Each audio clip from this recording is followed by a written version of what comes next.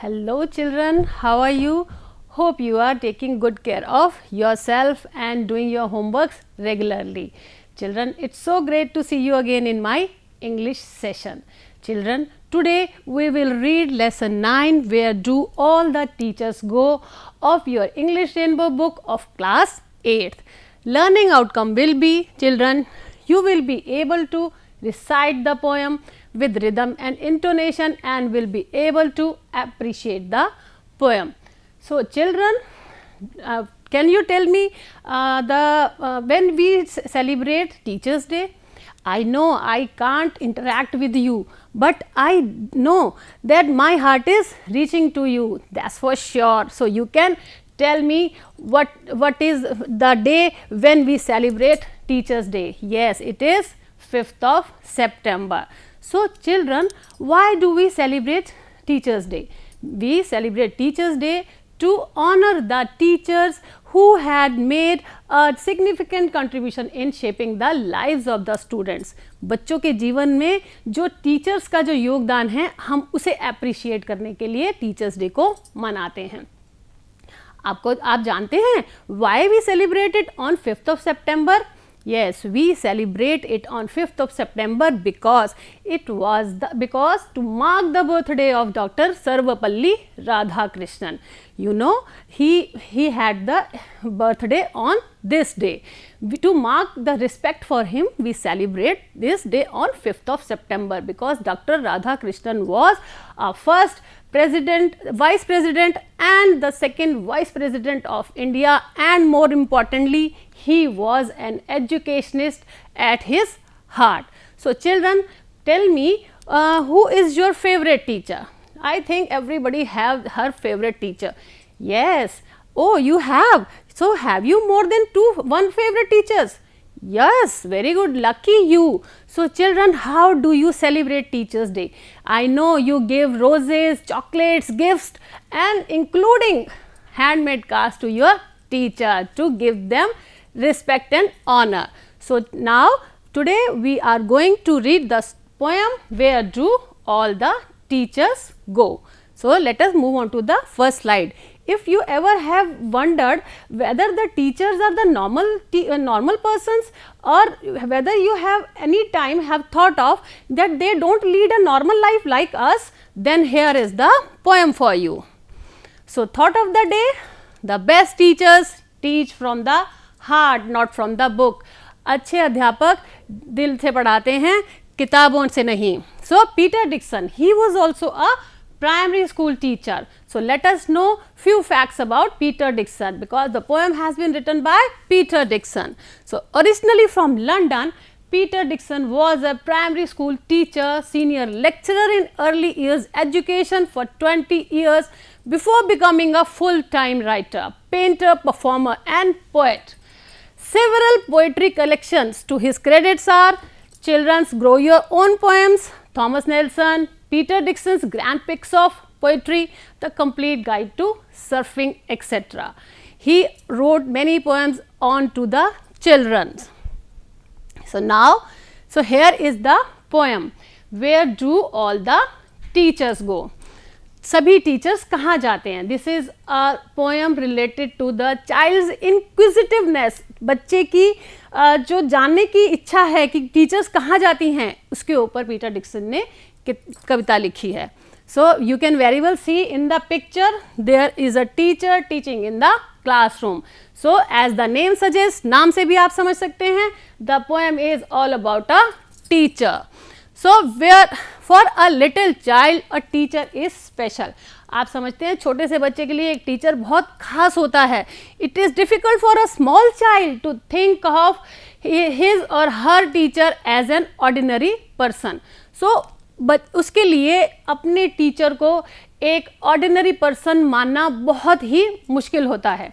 So where do all the teachers go is the poem. Now we are going to start. I'll give you a loud reading. You will also join me. Please take care of the intonation and accent. I am using it in it. Listen carefully. Okay, let us start reciting it. Where do all the teachers go when it's 4 o'clock? Do they live in houses? And do they wash their socks? Do they wear pajamas and do they watch TV? And do they pick their noses the same as you and me? Do they live with other people, have their mums and dads? And were they ever children and were they ever bad? So children, we will again, I'll read again these 3 stanzas to you, then I'll give you the line by line Hindi meaning of it. So let us, you also have to join me. Where do all the teachers go when it is 4 o'clock? Do they live in houses and do they wash their socks? Do they wear pajamas and do they watch TV? And do they pick their noses the same as you and me? Do they live with other people, have their mums and dads? And were they ever children and were they ever bad? So children, this is the poem. So now we are going to do some rhyming words here. We are going to point out the rhyming words. What are rhyming words? Rhyming words are the words which have same or similar ending sound. So later on I will discuss it more clearly, but let us do little bit of work here. So here is clock, it is rhyming with socks, TV, me, dads and bat. Clear children? So these are the rhyming words. Now let me do the line by line Hindi meaning to it. You have to give a good reading to the poem, right? Now where do all the teachers go when it is 4 o'clock? तो teachers कहाँ जाते हैं जब 4 बज जाते हैं? Child is very curious कि सभी टीचर्स छुट्टी होने के बाद 4 बजे के बाद कहाँ जाते हैं, because child only watches them when they are in the school. When school got over, he is not able to understand where they disappear. तो उसे समझ नहीं आ रहा है कि टीचर्स कहाँ चले जाते हैं. Do they live in houses? Because teachers have a special place for him. So he is not able to imagine them as a normal people, as an ordinary people. वो उन्हें एक आम इंसान नहीं मान पाता है, इसलिए वो पूछता है do they live in houses? क्या वो भी घरों में रहते हैं जैसे हम रहते हैं? And do they wash their socks? क्या वो अपनी, यहाँ पे सॉक्स का मतलब है क्लोथ्स, क्या वो भी हमारी तरह अपने कपड़े धोते हैं? So now he says do they wear pyjamas and do they watch TV? क्या वो भी हमारी तरह, देखिए पहले क्या कह रहा है वो, where do all the teachers go when it is 4 o'clock, right? तो उसके बाद वो पूछ रहा है कि वो हाउसेज में रहते हैं, वो कपड़े धोते हैं. तो अब उसे वो सब चीज़ों के लिए इंक्विजिटिव है, वो इमेजिन नहीं कर पा रहा है कि उसके टीचर्स बिल्कुल नॉर्मल ऑर्डिनरी पीपल हैं. सो ही सेज कि वो घरों में रहते हैं, वो सॉक्स पहनते हैं या नहीं. अब वो पूछ रहा है कि वो पजामा भी पहनते हैं या कैसे हमारी तरह पहनते हैं या नहीं. और and do they watch TV? He says कि वो क्या टीवी भी देखते हैं जैसे हम देखते हैं. And do they pick their noses?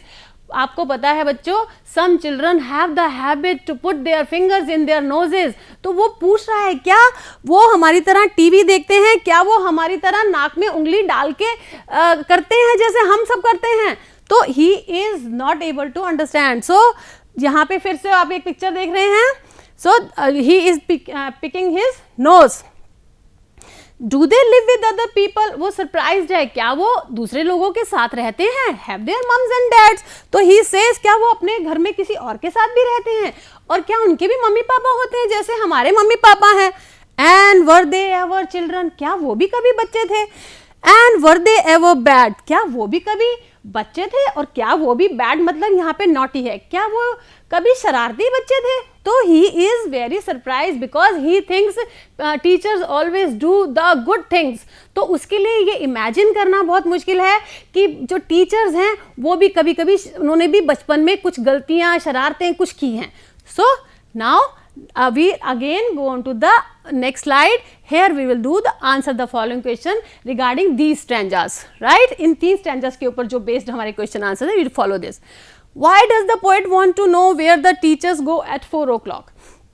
तो he is asking कि teachers 4 बजे के बाद कहाँ जाती हैं? मैंने आपको बताया, I have told you the poet wants to know because that was the time when the school got over. He watches the teacher till the time they are in the school. जब तक वो school में होती हैं उन्हें वो दिखते हैं, उसके बाद उसे he wonders where they go after the school. What does that he imagines about? Where teachers live? He imagines whether the teacher also lived in houses. He is imagining it. Again he thinks, what do they do at home? He imagines if the teacher also washed their socks, wore pajamas, watched TV or picked their noses. So again he thinks, what does he imagines about the people with whom they live? So he imagines if they lived with their moms and dads, क्या वो अपने mummy papa के साथ रहते हैं? So now the second rest of the poem we will discuss. I will give you again a good loud reading, so you have to follow it. Did they ever never spell right? Did they ever make mistakes? Were they punished in the corner if they pinched the chocolate flakes? Did they ever lost their hymn books? Did they ever leave their green? Did they scribble on the desktop? Did they wear old dirty jeans? I'll follow one back home today. I'll find out what they do. Then I'll put it in a poem that they can read to you. So children, again I am going to give it a loud reading. You have to accompany me here, right? So did they ever never spell right? Did they ever make mistakes? Were they punished in the corner if they pinched the chocolate flakes?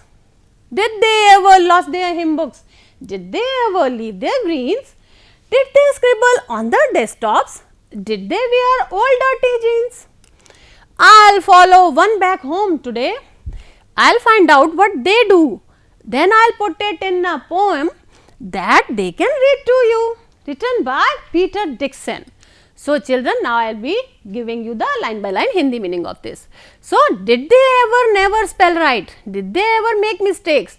यहाँ पे बच्चा सोचता है कि क्या वो भी spellings कभी कभी गलत बताते थे, कभी कभी उन्होंने भी सही नहीं बताई. तो ही सेज कि क्या भी वो मिस्टेक्स करते थे. तो वो were they punished in the corner if they pinch the chocolate flakes. Some children what they do, they eat stealthily the lunch before the lunch box in the classroom. So teachers sometimes give them punishments and ask them to stand in the corner. तो punished in the corner जो है एक हमारा phrase है, इसके बारे में I will discuss later on. So वो पूछ रहा है कि क्या उन्हें भी सजा मिलती है जब वो when they hit the chocolate flakes in their hands and eat it in the classroom. So he is very surprised. Now did they ever lost their hymn books? क्या वो सोच रहे हैं hymn books मतलब religious books of poetry, क्या वो religious book of poetry भी उन्होंने खो दी है, खो देते हैं वो कभी कभी बचपन में. Did they ever leave their greens? क्या उन्होंने अपनी greens मतलब vegetables, क्या वो भी हरी सब्जियां नहीं खाते हैं? Children, sometimes some children have the habit to sort out the green vegetables from their lunch boxes and they leave it. We should not do it because green vegetables are good for us. They make us healthy. So this is not a good habit. So वो पूछता है कि क्या वो भी हमारी तरह leave their greens. This is also a phrase. क्या वो भी हमारी तरह छोड़ देते थे सब्जियां हरी वाली? Did they scribble on the desktop? Scribble means जल्दी से कुछ लिखना, writing very quickly by scratching. तो scratch करके जब वो कहता है कि वो ये हिम बुक्स का है, फिर उसके बाद है स्क्रैचिंग वो करता है जब कुछ लिखते हैं हम कर करके आवाज़ आती है और हम लिखते हैं, तो वो हमें नहीं करना चाहिए. Some children also do and that spoils the desktops. So he says कि क्या वो भी स्क्रैच कर देते हैं डेस्कटॉप्स के ऊपर? उन्होंने कभी किया है? Did they wear old dirty jeans? क्या जब वो बच्चे थे वो भी पुरानी गंदी जीन्स पहन के घूमते थे? सो I'll follow one back home today. The poet child is so curious कि what do exactly the teachers do at home. So वो पूछता है मैं I will follow one back home today. मैं एक के पीछे आज ही जाऊंगा घर में as a spy and I'll find out what they do. और मैं जानूंगा कि वो क्या करते हैं. ठीक है, मैं पाऊंगा और जब when I will be succeeding in this, जब मैं समझ जाऊंगा कि वो क्या क्या करते हैं, then I will put it in a poem and that they can read to you. तो वो कहता है कि मैं उसके पीछे जाऊंगा और वहाँ पे पता करूंगा वो क्या क्या करते हैं और फिर मैं उसकी I will compose a poem about them and that the teachers would be reading to you in the later years. So children, this is the inquisitiveness of a small child who wonders what exactly his teachers are doing after the school is over. So now let us, and he thinks whether their teacher have been when they were small children naughty, they naughty in sports, some academic activities etc. So he, because he has a perfect image, उसके दिमाग में एक perfect image है teachers की, तो he is not able to imagine that his teachers also did some mistakes in their life, right? So answer the following questions. Why does the poet wonder if teachers also do things that other people do? तो वो wonder क्यों करता है? Because उसको लगता है कि teachers, if teachers also do routine things, उसे लगता है टीचर्स भी करते हैं क्या routine things as other people do. So he wonders, इसको वो सोच के हैरान होता है. वंडर्स मतलब हैरान होता है. So as for him teachers are different from us, क्योंकि टीचर्स हमसे डिफरेंट हैं, वो ये ऐसा महसूस करता है. He had a certain perfect image of the teachers, उसके दिमाग में परफेक्ट इमेज है टीचर्स की, and that's why it was very hard for him to imagine teachers doing the same things as others. उसके लिए बहुत मुश्किल है दूसरों की तरह टीचर्स का काम करना, सोच पाना, तो ये उसके लिए बहुत मुश्किल है. How does the poet plan to find out what will he do once he finds out. अब प्लान जो पोएट जो है वो प्लान करता है फाइंड आउट करने के लिए कि क्या वो देखना चाहता है कि वो क्या करते हैं और वो उसके बाद क्या करेगा, वो भी बताए आंसर में. So the poet plans to follow as a spy one of his teachers on his way back on his way home after school. So once he succeeds in doing so, he would also like to compose a poem about the teacher, and then the teachers would be reading it to the students. So here is again a thought of for you. To teach is to touch life forever. जब teachers पढ़ाते हैं तो कहीं ना कहीं पूरे जीवन काल को वो बच्चों के छू जाते हैं.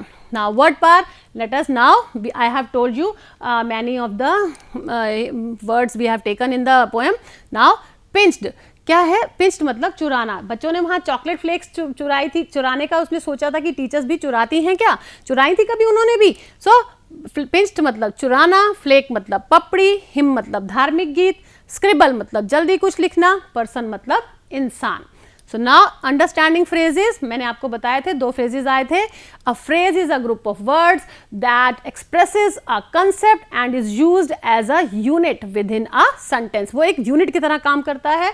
शब्दों का अर्थ जैसे होता है ऐसे ही पूरे जो ग्रुप ऑफ वर्ड्स होते हैं उसका एक ही मीनिंग होता है. Better late than never, wind up, leave their greens, punished in the corner. So better late than never का मतलब है better to arrive late than not to come at all. और wind up to conclude or finish something. Leave their greens, leaving the green vegetables in their lunch boxes. Punished in the corner.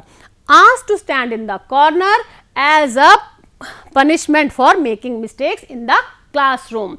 तो punished in the corner के लिए teachers जो हैं, अगर बच्चों ने class में ही खाना खाया है या कुछ भी है तो टीचर्स उन्हें कई बार पनिश करने के लिए कॉर्नर में खड़ा करते हैं. Now next slide, what are rhyming words. Rhyming words when 2 or more words that have the same or similar ending sound, they are said to be in rhyme.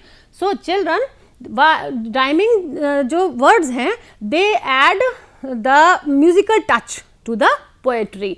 So it becomes easy for us to memorize, and we can sing the poem, recite the poem melodiously, right?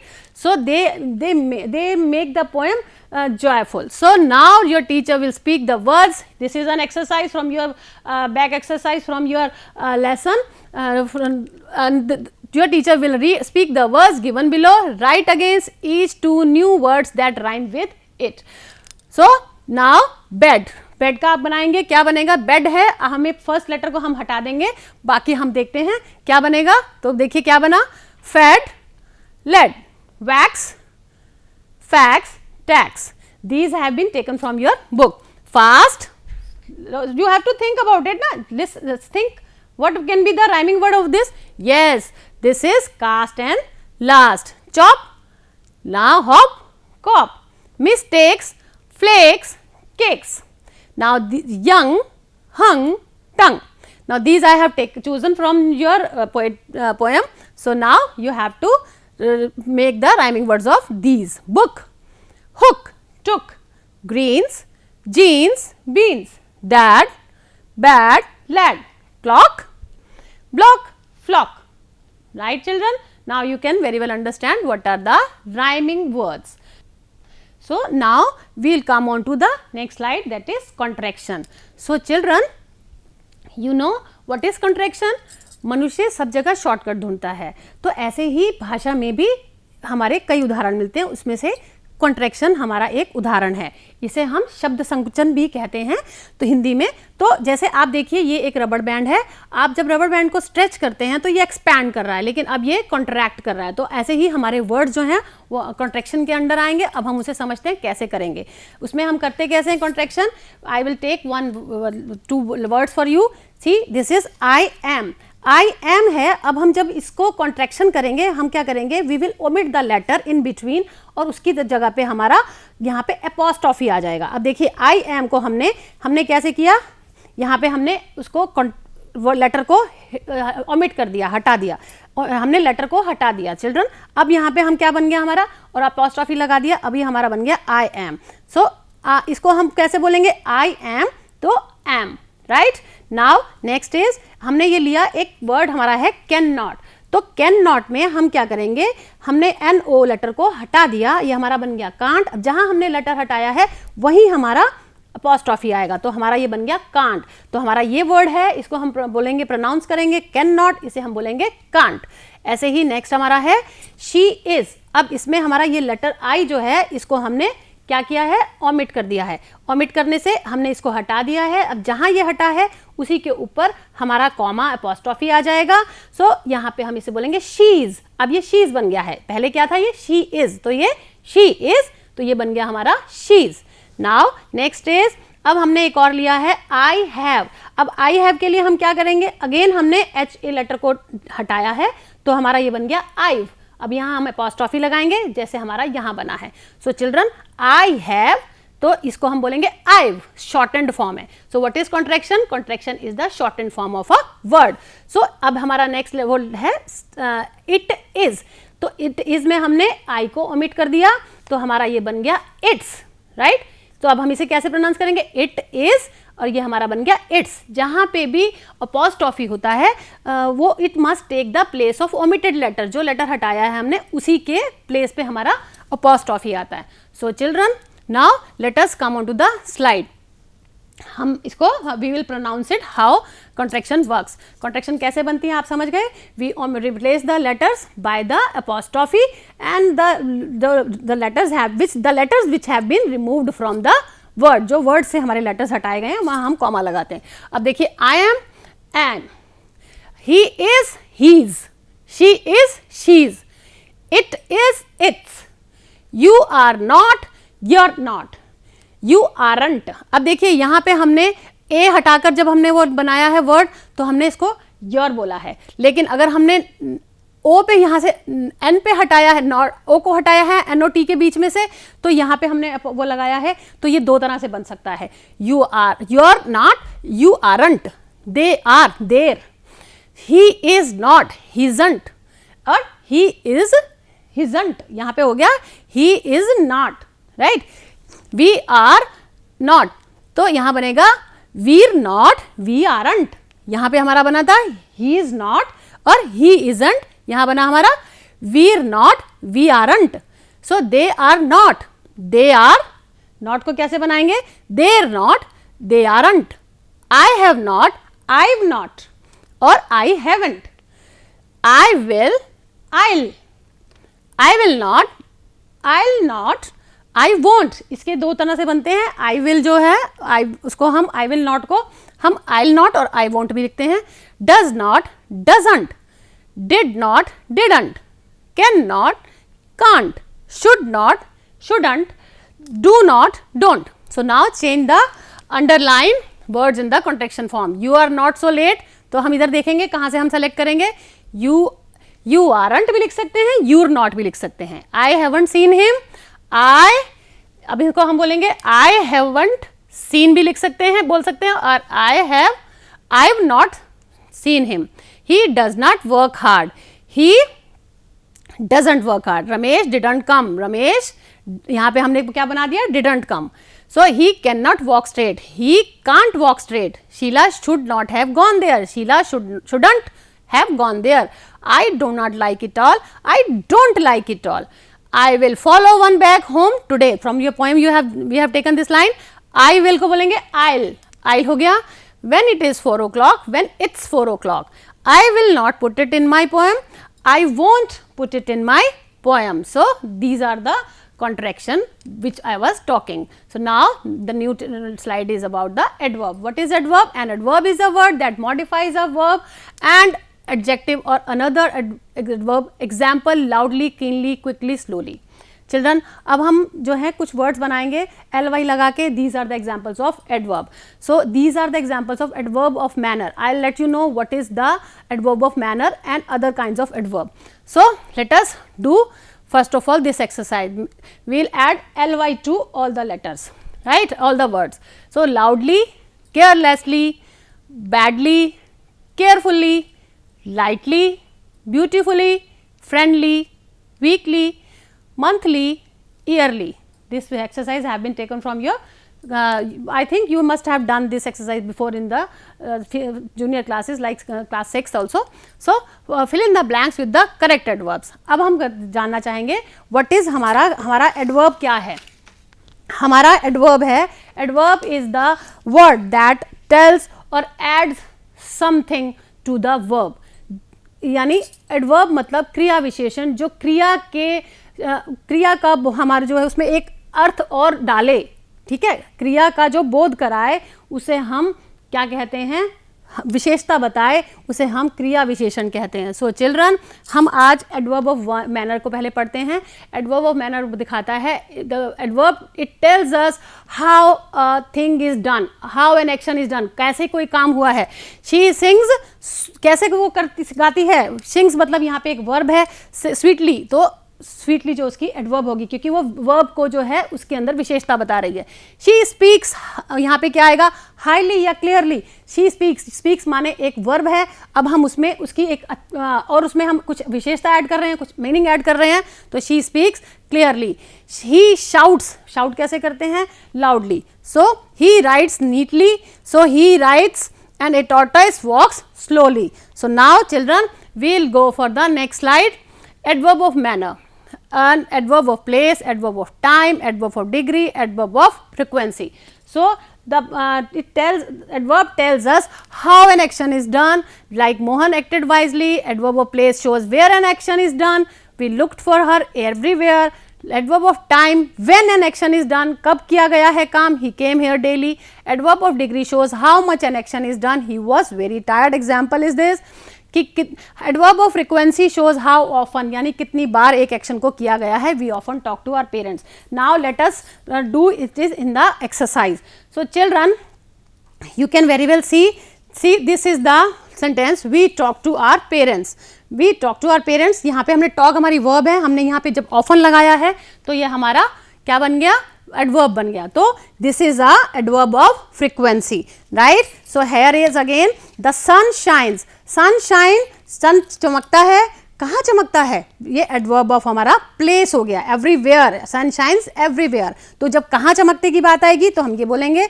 ऐसे ही the bird सैंग, bird कैसे बोलती है, bird सैंग sweetly. तो ये हमारा adverb of manner हुआ. कैसे बोला है उसने, जब कैसे की बात आएगी तो हम मैनर लगाएंगे.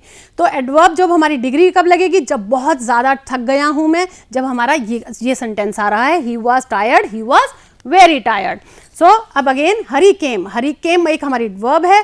और येस्टरडे वो कब आया, व्हेन, व्हेन मतलब कब, तो ये हमारा एडवर्ब ऑफ टाइम है. So now this is a list for you for adverbs. How कैसे, कहाँ, व्हेन मतलब कब, हाउ मच कैसे, और हाउ ऑफन कितनी बार. So like quietly, slowly, wisely, quickly, ये हमारे हाउ हैं, हाउ के अंडर आएंगे. वेयर, अबव, अवे, हेयर, ये हमारे वेयर के अंदर आएंगे. When, कब, नाउ मतलब अभी, अब जल्दी में, तो हमारे अर्ली, डेली, ऑलरेडी, ये हमारे when के अंदर आएंगे. हाउ मच, क्वाइट, एब्सोल्युटली, ये भी हमारे हाउ मच के अंदर आएंगे. हाउ ऑफन, कितनी बार, ऑलवेज, ऑफन, नॉर्मली, रोज, नेवर, कभी नहीं, तो ये हमारे सब हाउ ऑफन में आएंगे. So children, now pick out the verb adverbs in the following sentences, underline them and write what kind of adverb each one is. She left early. Early मतलब time बता रहा है, पहले गई. ही वॉज क्वाइट, क्वाइट जहाँ पे हमारा adverb है, तो क्वाइट क्या है, डिग्री, वो कंप्लीटली थकी हुई थी. The soldiers fort bravely, soldiers जो हैं वो बहुत साहस से लड़े. तो साहस क्या है हमारा, कैसे लड़े, adverb of manner. The boys are waiting here, here मतलब जगह, तो adverb of place. He has never deceived any person, तो नेवर मतलब कभी नहीं, तो वो फ्रीक्वेंसी हुई.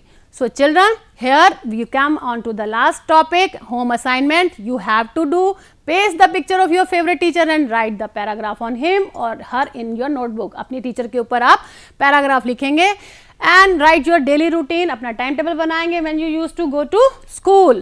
Right? Make a teacher's day card for your favorite teacher. Right? I know you can make it. So conclusion, today we learned the message conveyed by the poem. New words, rhyming words, question answer, contraction, adverb. So children, thank you. Have a nice day. We'll meet again in the next session.